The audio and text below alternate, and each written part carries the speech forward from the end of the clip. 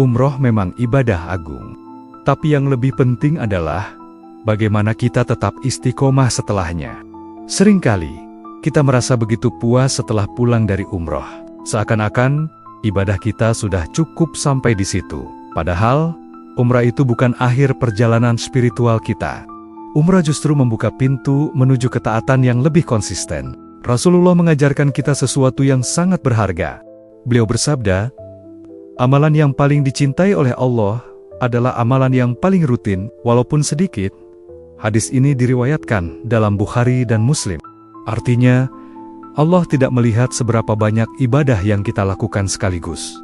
Yang Allah cintai adalah konsistensi kita, seperti salat 5 waktu, dan membaca Al-Quran, yang dilakukan setiap hari. Jadi, jangan biarkan semangat ibadahmu berhenti di tanah suci. Jadikan umrahmu sebagai titik awal untuk terus istiqomah. Karena sesungguhnya, Allah lebih mencintai langkah kecil yang tak pernah berhenti. Video ini dipersembahkan oleh Sarana Umroh. Insya Allah umroh. Jangan lupa like, subscribe, dan bagikan video ini agar bermanfaat bagi banyak orang. Jazakumullah khairan.